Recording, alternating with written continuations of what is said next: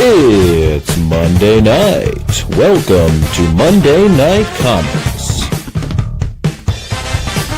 Only on Comics with Dan.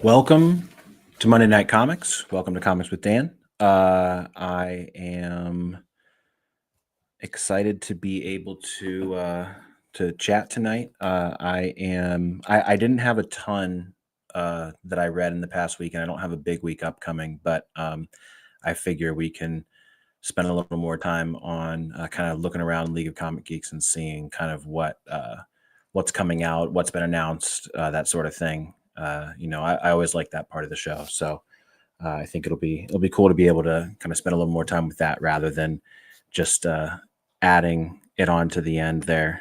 So let's get started with what I read this week, and we will go to League of Comic Geeks to talk about that. And present. Here we go. Okay, so mostly since I didn't have a ton of single issues to read, I read a couple trades that I got from the library. So the first one here is Amazing Spider-Man Volume 11. So this is Zeb Wells' run. And I love the solicit here. It says Zeb Wells' highly talked about Spider-Man run. It's like even the people writing this know that like it's extremely let's just say there's a lot of tension surrounding the discussions. It's very it's hit or miss for a lot of people, and for some people it's just misses. I personally have liked Zeb Wells' run quite a bit. I think that it really hit a lull, especially when Dark Web was coming out. I wasn't a huge fan of that. I thought the Dark Web could have been good, and I honestly think it was probably better than a lot of people thought it was. But I think overall, it could have been a bit better. I think, people talking about how terrible it is, the whole run for Zeb Wells, I think it's overhated. I mean, I personally, I think that, first of all, I want to say that I think that this arc was probably the best one yet, right? And so, obviously, you're 11 volumes in. I would hope that you're kind of picking up pace with that. But, if we look at, let me see if we can go this way. Yeah. So, Breathe, Volume 10, I gave that 3 stars. I wasn't a big fan. It's got the great John Romita Jr. in the Rain cover. And honestly, look this up. Any of Romita Jr.'s covers that are in the Rain are fantastic. But the not all the covers are equal. So what else did we have? Gang War. I thought Gang War was like pretty decent, I didn't think that it deserved kind of the hate that it got. It was a cool idea. It kept things street level, which I appreciated. First Hunt I thought was pretty good, especially because it's a great cover there. Let's see, did I read this Armed and Dangerous? No, this is where I kind of, so I was reading this individually at this point. Okay. Yeah, I think it's been okay, right? I don't want to say I've loved it, but that being said, this volume was great. I was definitely very skeptical about the idea of a character named Spider Goblin. It seems like a little bit like kind of jumping the shark at this point, but it is actually executed pretty well. In the first issue of this, I think it was issue number 50, holy smokes, that was such a good issue. The part where, and again, like as I say usually, if I'm most of these are going to end up having some kind of spoilers in them, right? Um, but so issue 50, when Peter finds out that Norman or that Goblin is back with Norman, um, was such a cool moment. And I seriously, I was reading it and it was timed perfectly with the page turn, and I like stopped because I'm like, I need to prepare myself for for this next page because it's going to be incredible.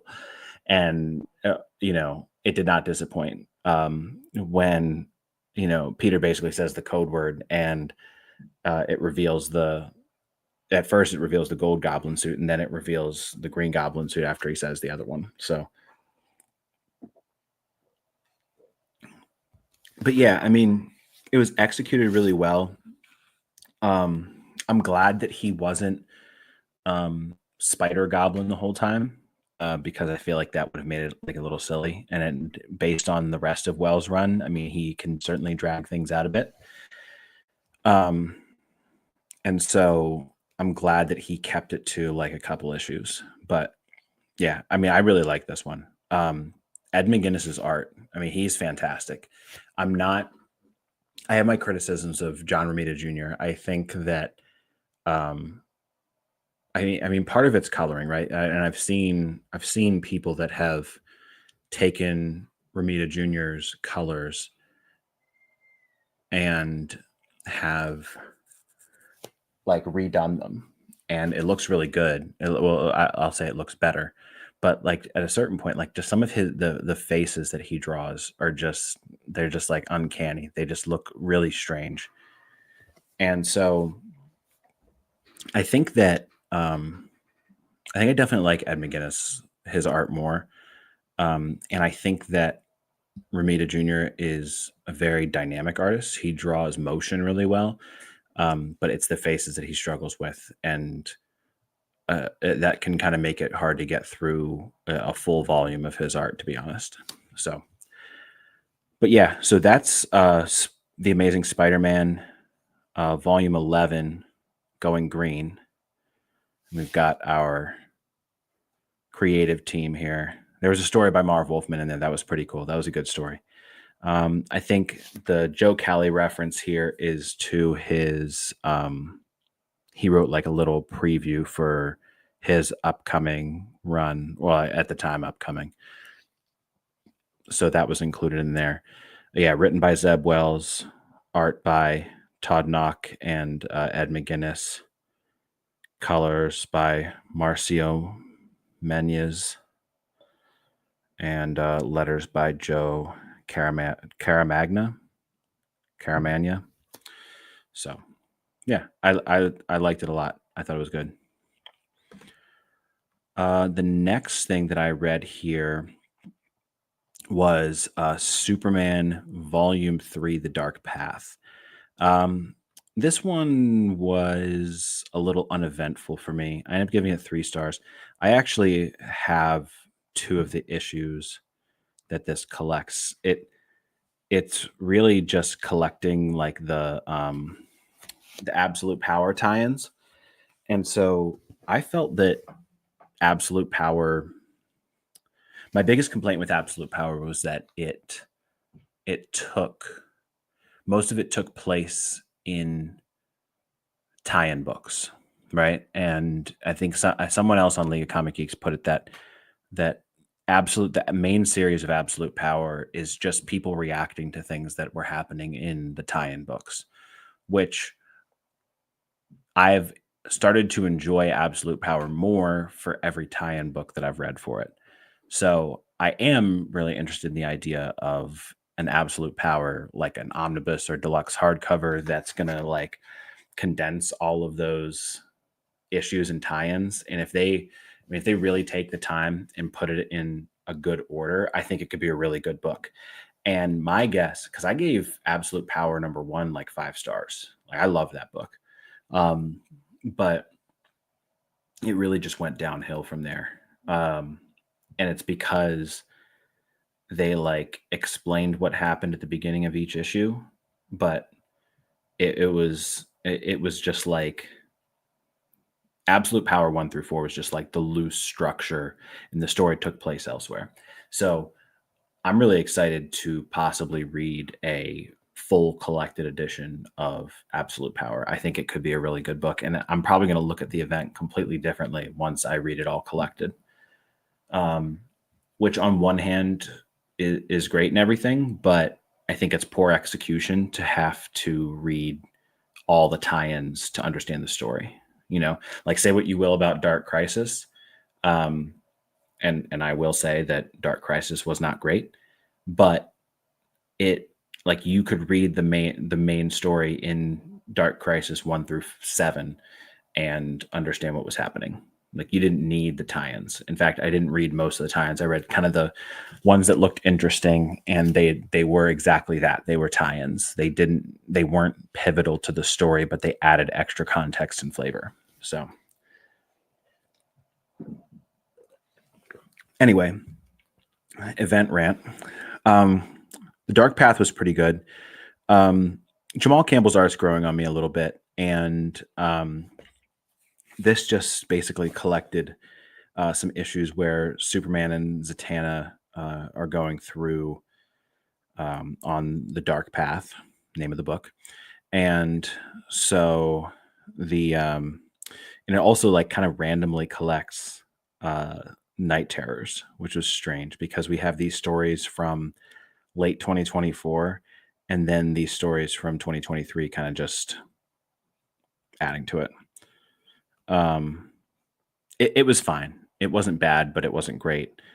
I ended up giving it 3.5 stars. So overall, not a terrible showing from Williamson. Oh yeah, let me show off the creative team here. So yeah, written by Josh Williamson. So who to me is just like I honestly feel like sometimes he's just night and day with his writing for me. I mean, Duke, I loved Duke.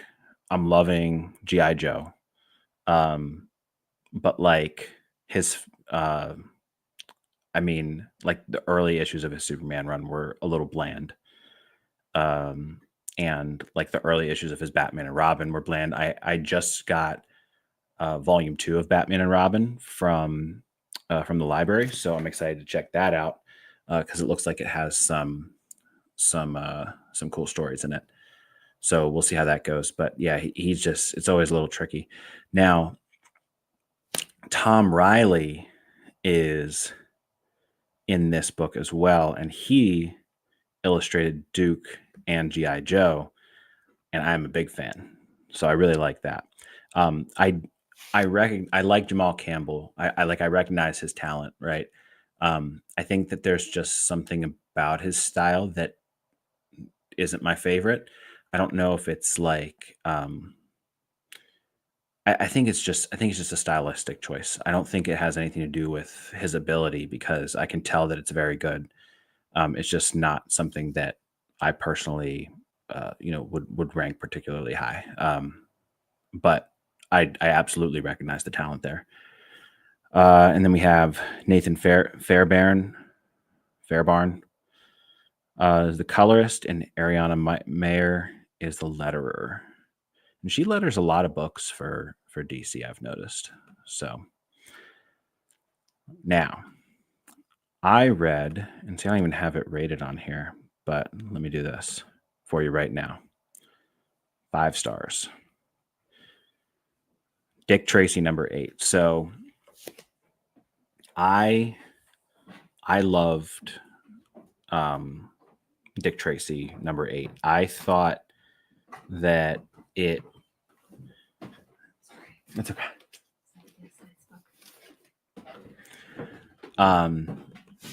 So I actually had missed that this even came out because it came out on March 19th, and so this had come out when I did the last stream, and it was I hadn't read it yet, so I actually read that tonight right before the stream, and it was even more fantastic than the last 2 issues. This whole arc has been phenomenal.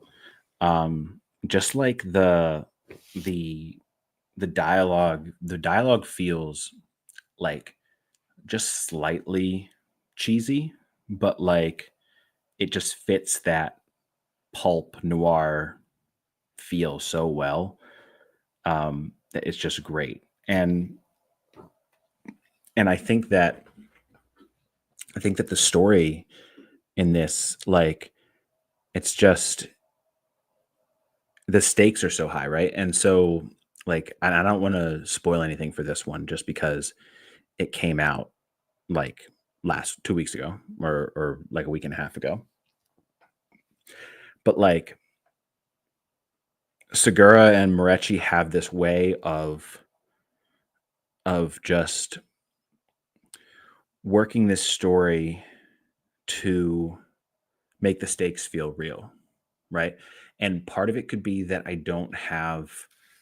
um I don't have the Dick Tracy background to begin with, but like, to me, with these characters, like with the exception of Dick Tracy, like anything could happen to any of them, right? I mean, I don't, obviously, like, issue 8 in a series is too early to kill the main character, but any of the other characters are in jeopardy. And that's, to me, is like the best part, right? And or like you don't know what's going to happen with them. I think that the Blank is a fantastic villain.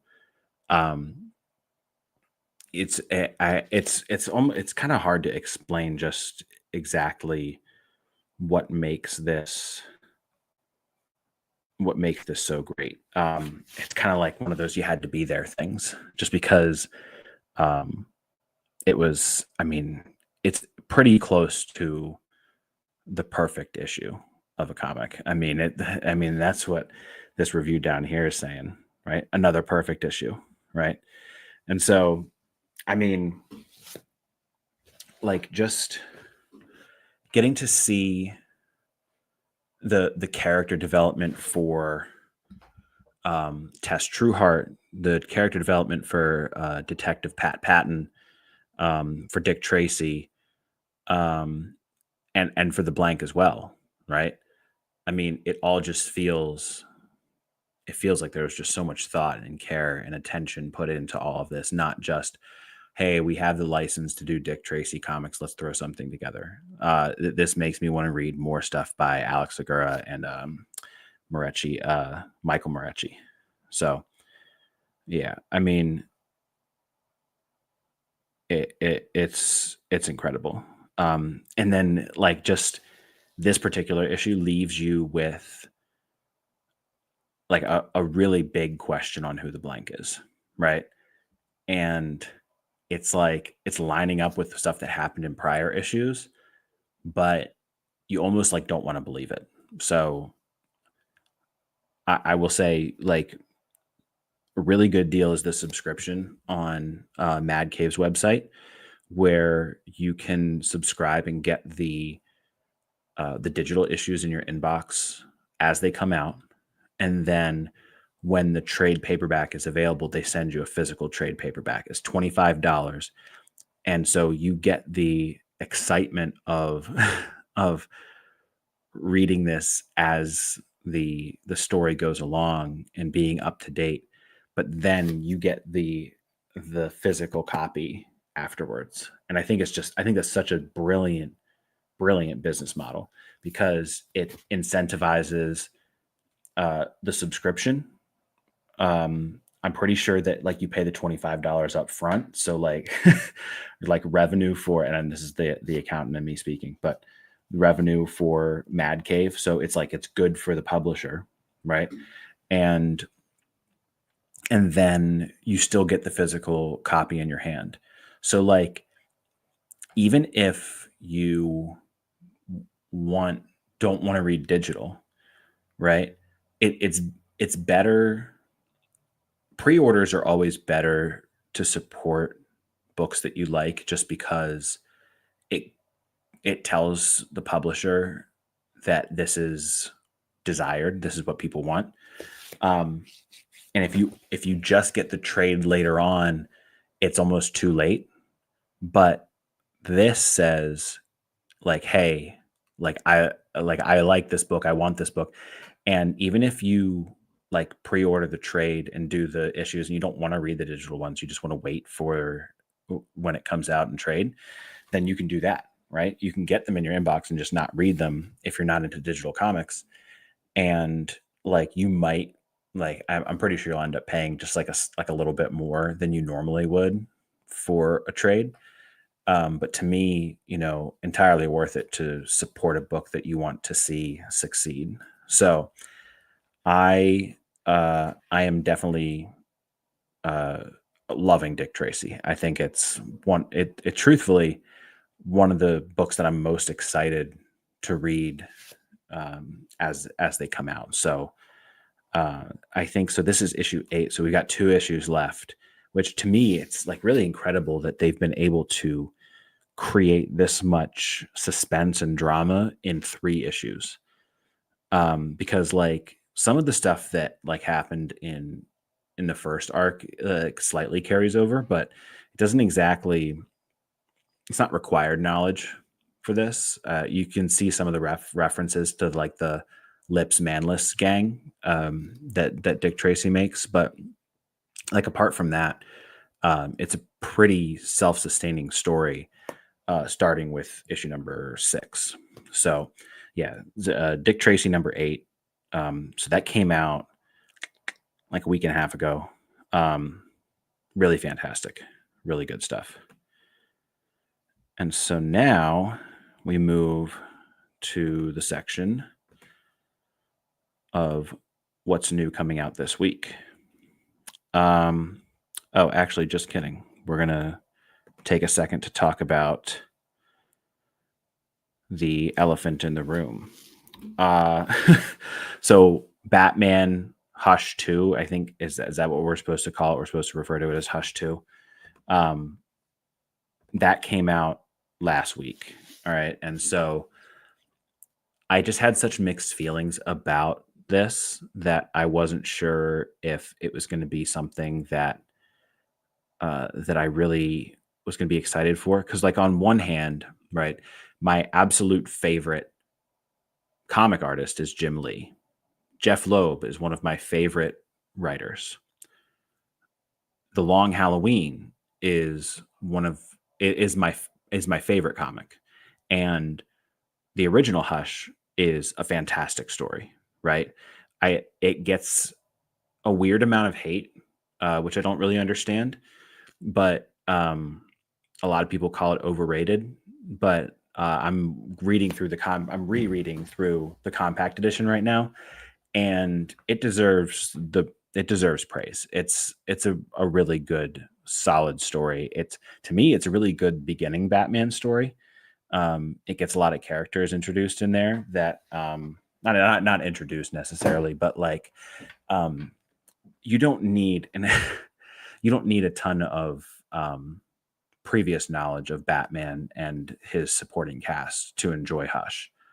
But yet you still get to see a lot of the famous villains that Batman fights, show up. So to me that makes sense, right? It makes sense as a good starter story. However, right,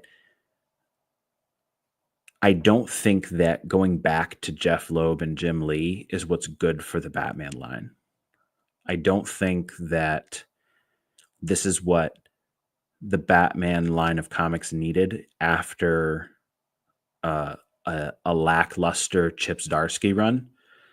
I think that what Batman needed is like a young up and coming talent for the creative team. And then even that, like, I don't know anything about Matt Fraction, so I'm not going to say whether or not his run will be good. I'm excited to read it.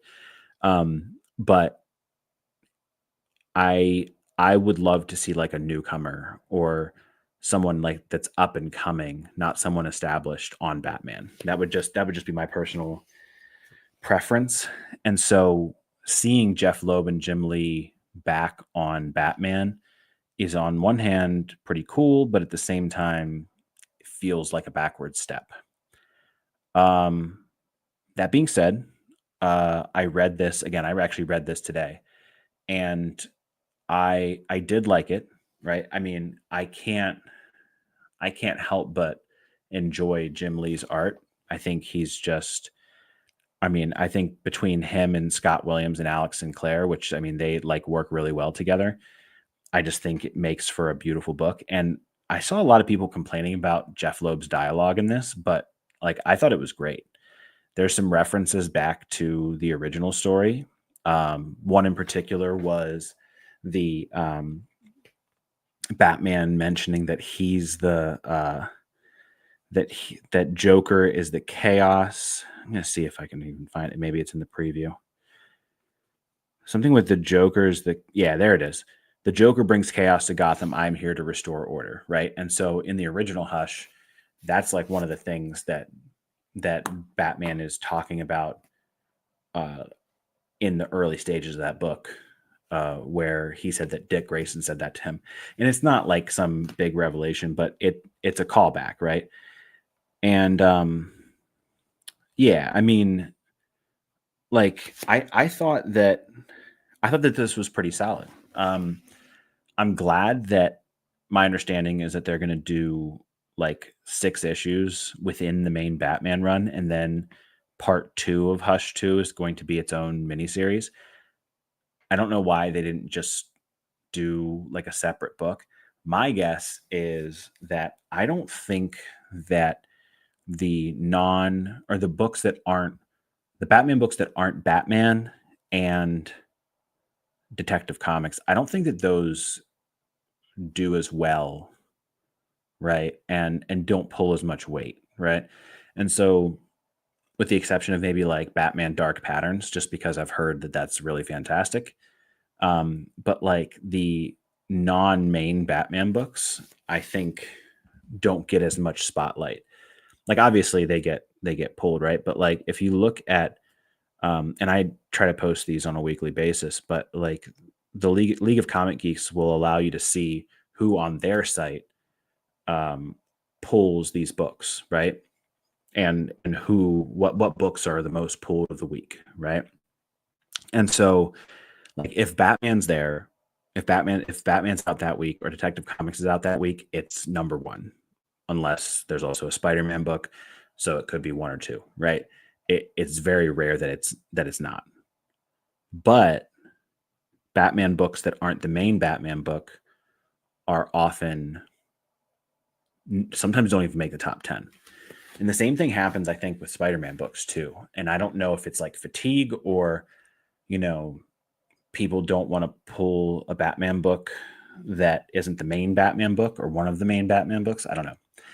But that's a potential explanation for why Hush 2 is starting in the main Batman line and then shifting off. I'm glad that they at least have like the wherewithal to shift it away from the main Batman line. I think that it would be a huge problem if if this took 12 issues. I mean, if this took an entire year away from the main Batman line, that would set the character not maybe not set the character back, right? But it would set that character's story back so far, I think. I mean, again, like I love this creative team. I'm not at all saying that it's not a quality book. It's just that I think that we need like fresh blood in the Batman line of comics. And like as much as I have my sort of complaints or reservations about Tom Taylor, and I haven't read any of his Detective Comics, so I can't speak to that. But as much as I have reservations about Tom Taylor's work, he's kind of exactly the type of writer I was thinking of for Batman or Detective Comics. Not necessarily him in particular or his style, but just that level, right? Like he is established, but he's a very popular writer right now. And I guess like that's what Chip Zdarsky was too, right? And to be honest, I was pretty disappointed with how that run went. But yeah, I mean, I guess we'll see how it goes. I overall, I don't think I rated this. No, I did. Yeah, so I gave this 4 stars. I liked it. It didn't like blow me away, but it was definitely good. And obviously, like Jim Lee's art was just as perfect as it always is. I mean, it was really fantastic. So I do have Justice League Unlimited on here, but I actually did not get a chance to read that one. So now we can look at what's new this week. And this is all that's on my pull list this week is Miles Morales Spider-Man. So, I mean, I mentioned this that they had releases of these like pretty close together. Because this comes out on the 2nd, and the previous issue, oh, okay, it came out on the 19th. Yeah, so that's like a pretty quick turnaround. But so we just got done with the crossover, with Deadpool, and I really enjoyed it, and I think that I want to go back and read the issues where where Anansi, I think it's called like Kawaku Anansi. Yeah, Kawaku Anansi, where he's sort of getting established. I like the fact that Cody Ziegler is doing sort of like the legwork to elevate Miles up to the status of like Thor and Hercules so that this can take place.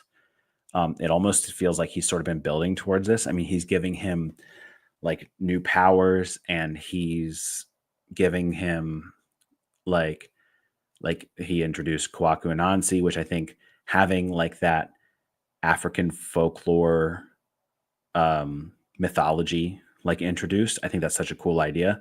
I mean, we have all of this other type of mythology, and I think it makes perfect sense.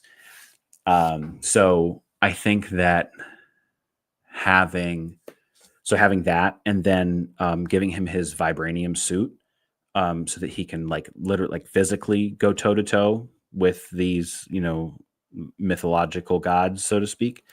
I like the legwork's being done, right? So that it's not just, hey, we're going to throw Miles in with Thor and Hercules, and you just kind of have to believe that he can go toe to toe with them. Like, no, like there's tons of background as to why he's going to be able to participate in this. And I think that that's just like fantastic. I really liked the sort of like teaser at the end of the last issue where Kwaku Anansi and Thor meet up.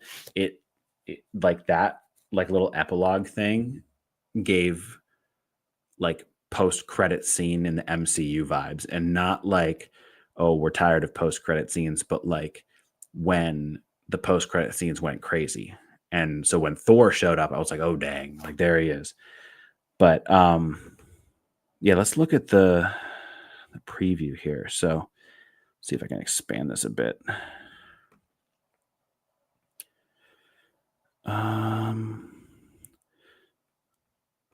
Let's do it this way.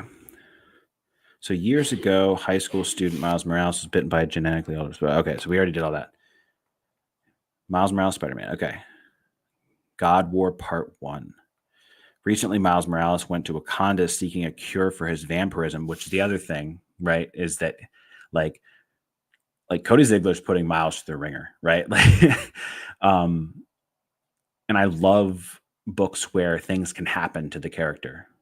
I'm pretty sure that Miles is still a vampire. I'm not 100% sure, but I'm pretty sure he is.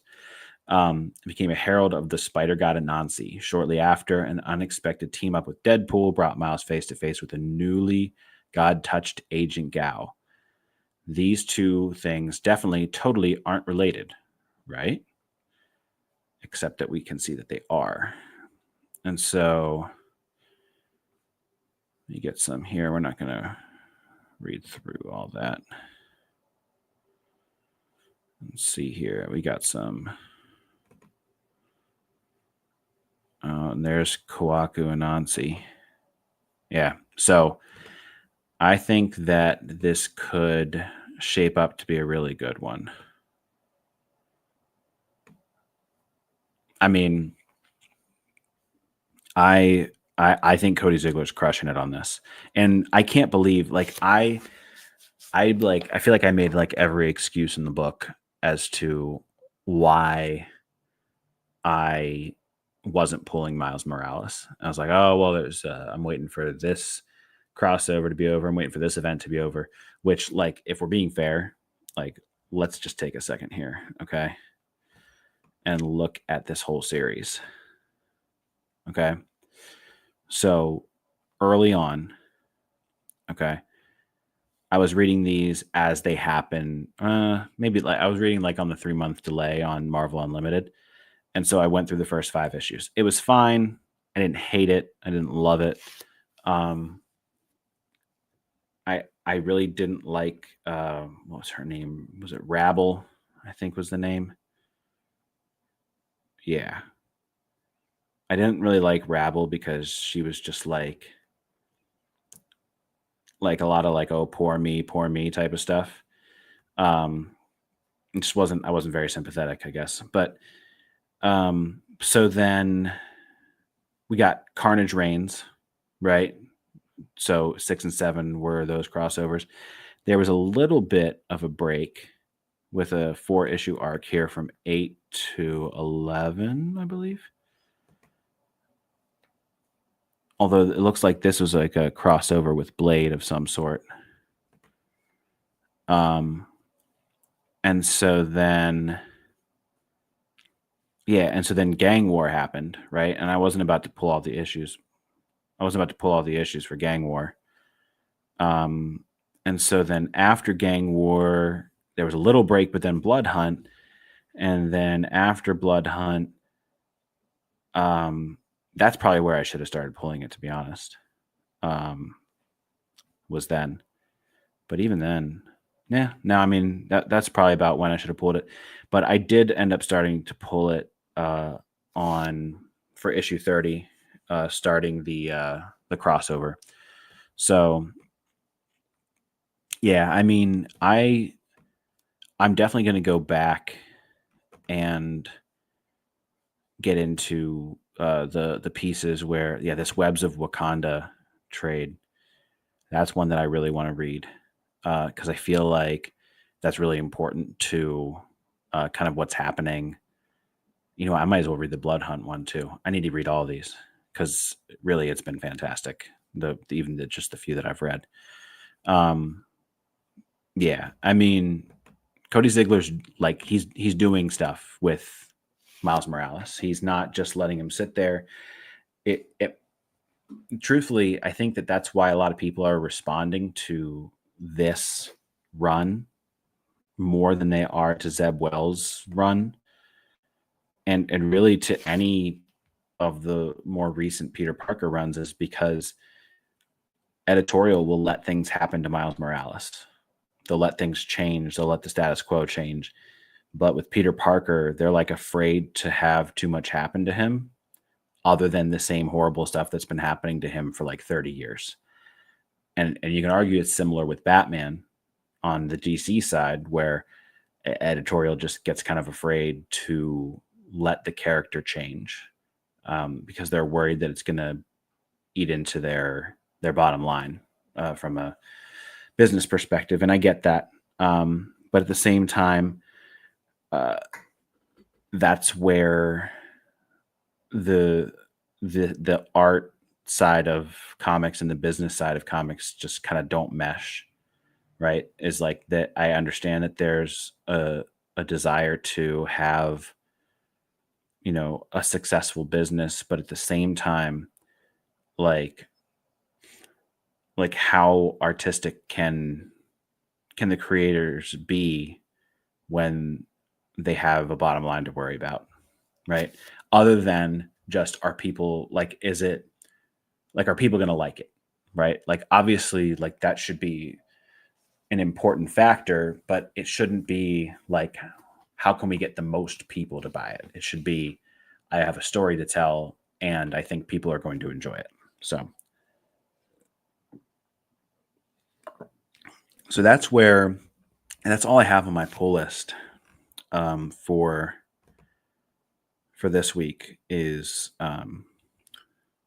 Spider-Man, Miles Morales Spider-Man. And so, Yeah, I don't have a ton, but let's take a look at other books that are coming out this week. So let's just go right down the list here and look at, or I guess not even just coming out this week, but things that were announced. So there's Giant Size House of M. I'm not sure because I've been looking. This must be a completely different book that's not related to the actual House of M. I've been interested in reading the House of M lately. I read like Avengers Disassembled, and I thought that was pretty good. And my understanding is that you follow that up with House of M. But either way, let's see, feature releases this week. I could definitely read some Defenders. I that would definitely be of interest. I don't think I've ever read a Ghost Rider comic, so that would be another one that I could totally see getting into. Ultimate X-Men. I read the first volume of that, and that wasn't too bad. I enjoyed it. I didn't know that Chip Zdarsky wrote Fantastic Four. Fantastic Four, Fate of the Four. What issues is this? Oh, it's these Marvel 2-in-1s that he did. That might be good. Could be worth checking out. Plus with, when is that movie? I think it said when the movie came out. July 25th. It's pretty crazy that Superman and Fantastic Four are coming out so close together, but I'm here for it. I'm ready for it. Let's see. DC Comics. Absolute Batman 0 Year. Okay. Batman Off-World. Did I read the first issue of this? I did. Did I like it? I don't even remember if I liked it, to be honest. Yeah, looks like I thought it was fine. From the DC Vault, Death in the Family, Robin Lives. I would definitely like to read that trade. I did not read the individual issues of that. DC Finest Peacemaker, Kill for Peace. It's interesting. Okay, so that's kind of really all that's going on. These are all ones that, yeah, none of these are really new from last week. So,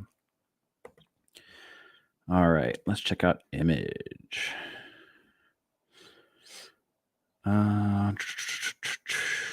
New this week. You know, I have been meaning to check out the Ghost Machine books, and I actually had Rook Exodus on my pull list. I have not really heard anything about it. I had on my pull list, but it didn't come in like the first 2 months. So I just took it off my pull list and kind of said it wasn't meant to be.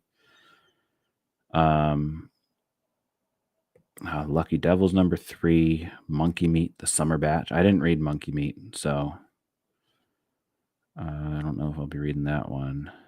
Let's see. Recently announced Lazarus Fallen. It doesn't seem like anything's really like popping out to me, except for this. I forgot that we have free comic book days right around the corner in May. It's exciting. Let's see what IDW is cooking up. Star Trek. Oh, someone's reading Sonic. Recently announced. Nothing. This is a one. Yeah, this is a one shot. I definitely want to read this. I hope I didn't miss I think I missed the final order cutoff. No, I didn't. Okay. Well, I'm going to be adding that to my pull list because that's a one shot. So there's like a strong possibility that Shadow book is not getting collected in one of the hardcovers, and I definitely want to read that. So let's see. Dynamite. I swear, like I saw this Siren's Gate thing, and the entire like I saw it. It was in not I won't say even say in the earlier days, but like a while back, right when League of Comic Geeks was trying to kind of figure out like some new features, and I swear I thought that book was fake. I thought because it didn't look real. Space Ghost number 12. That's coming out in 2 weeks. I'm a little concerned that Space Ghost that they're not going to keep going. I hope that's not the case. Maybe they're just going to take a little break, do the annual, and then pick back up and do number 13. I hope, because I really don't want that series to end. Recently announced. I can't believe that Thundercats and Powerpuff Girls are crossing over. Seems a little unnecessary, but also awesome. Distillery. This city beneath her feet looked interesting.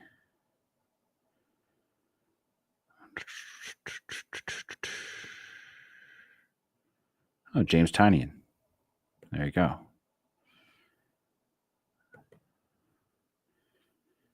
Dark Horse. Ripperland. Not a lot going on with Dark Horse. At least not anything that is grabbing my attention. What is this? Robo Wolf. Robo Wolf is an over-the-top ode to the retro games and media of the 80s and 90s. Fans of Teenage Mutant Ninja Turtles, Final Fight, and RoboCop won't want to miss this series. Absolutely.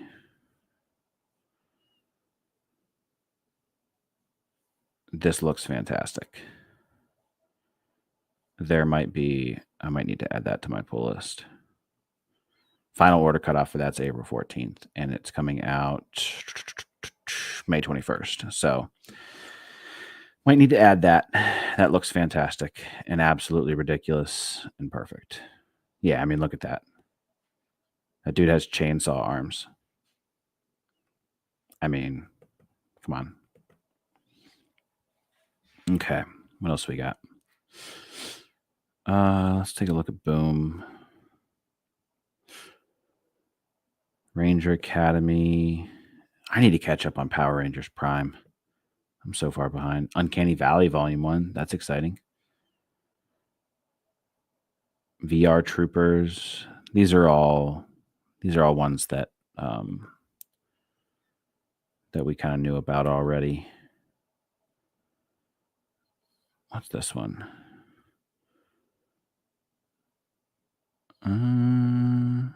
Yeah, I don't need that. That doesn't seem good. Let's check out Oni Press, Cruel Kingdom, Benjamin. Yeah. Again, there's not a lot different from last month for that. Final order cutoff. Remind us, look at these. So Spider-Man Wolverine. I mean, that's a great cover. Who did that cover? That looks like a Mark Bagley cover. Clayton Crane. Oh, wait, no, that's a different one. But it's still probably him. Carrie Andrews. I thought it was Mark Bagley because of the big Spider-Man eyes, but I could be wrong. But that looks pretty good. G.I. Joe. That one's a Real American Hero. That's the one that's not in the Energon universe. Okay, let's take a look at M for Mad Cave. And you know, I've sort of fallen off Gatchaman. I don't have as much time to read as I once have, and it was just sort of middle of the road. I do need to catch up on Missing on the Moon. I'm excited that Pastime #1 is coming out. I th- I don't know if I did a review on that or not, but I did really like it. It was really good, and I was kind of surprised that it worked because it's essentially it's a book about vampires and baseball, which sounds like it could not work, but it does. It works pretty well actually. This Pop Kill one looked pretty good, but let me look at the issue one. I think it was Jimmy Palmiotti is the yeah, he's in there. Yeah, that one looks pretty decent. And the issue 2 that's coming out. Recently announced titles. There was one Vanishing Point. Okay. I'm definitely going to be doing a review for this. This is an anthology series. It's written by Mark Russell, right? But it's like this existential horror. And this first issue was so good. And I'm excited because I got like an extra early view of it. It's not even on final order cutoff yet, but like keep an eye out for the full review that I'm going to put out because I have nothing but great things to say about this. This was so good, and it's going to be on my pull list ASAP. Unfortunately, I'm pretty sure that this is going to be it's right now it's only 6 issues, but hopefully we can get a full, like just an ongoing series of this. I think that would be amazing. Mad Cave has shown that they will continue series if they do well. If you look at Nottingham, that's what happened there. And so that one's fantastic. Oh, and Norse Fury gave Dick Tracy Volume 1 4 stars. Let's see if he put a review on it. He did not. He just gave it 4 stars, but I respect his opinion quite a bit. So let's see if we got reviews on this. Looks like it got pretty good reviews. And actually, let's go back to Mad Cave here. FOC reminders. Yeah, Vanishing Point. Put it on your pull list. It's going to be so good. I'm really excited for the second issue. This, Whatever Happened to Crimson Justice, this I thought looked really cool.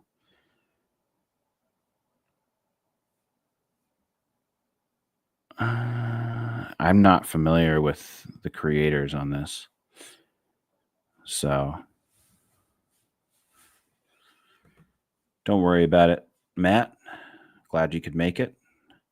I did already talk about Dick Tracy, so you'll have to make sure you get back and read or listen to to that part. But Dick Tracy #8 was a 5-star issue, dude. It was incredible. And so yeah, I mean, Mad Cave's crushing it now. I mean, they're doing great. Let's see. Are there any other publishers that are worth looking into? Magma Comics. Rome Eternal? That sounds pretty good.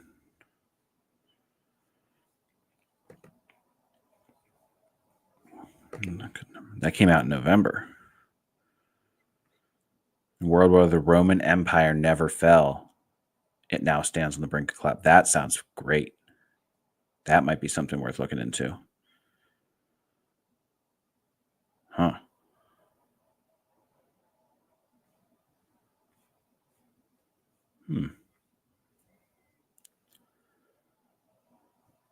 And it's got some pretty decent reviews. There we go.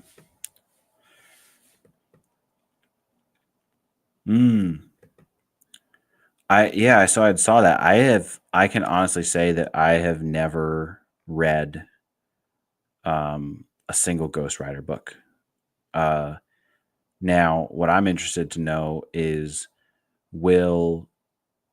should I read Danny Ketch as my first Ghost Rider, or should it be what's the main one's name? I can't even remember. You can remind me. But the one that Nick Cage was.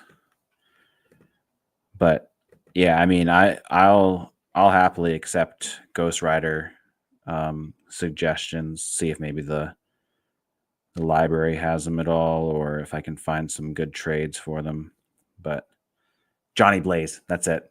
That's the one. Yeah, Johnny Blaze. Yeah, so I'll definitely take Ghost Rider suggestions. That's not something that I usually get into. We have, is this coming up?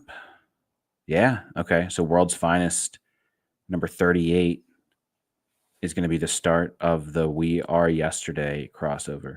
After years away, the Justice League is back in action, and now so is Legion of Doom in the 6-part crossover We Are Yesterday, which will run in DC comic titles April and May. Not only that, but the villain seem to have some inkling of what happened back in the DC All-In special and the death of Darkseid. I didn't realize that this was crossing into that. This is going to be crazy. Like, we're going to have World's Finest and Justice League Unlimited and the sort of like the All-In stuff combined, which is fantastic. That's awesome. I'm really excited for this. I think this is going to be good. So, all right. Well, we are coming up on the hour, and I'm about done with what I have. And yeah, I mean, I think that's kind of it. I mean, I didn't have a ton this week, but there's tons of stuff coming out, in April and in May. Lots to look forward to. Okay, so let's see what Matt has to say about Ghost Rider.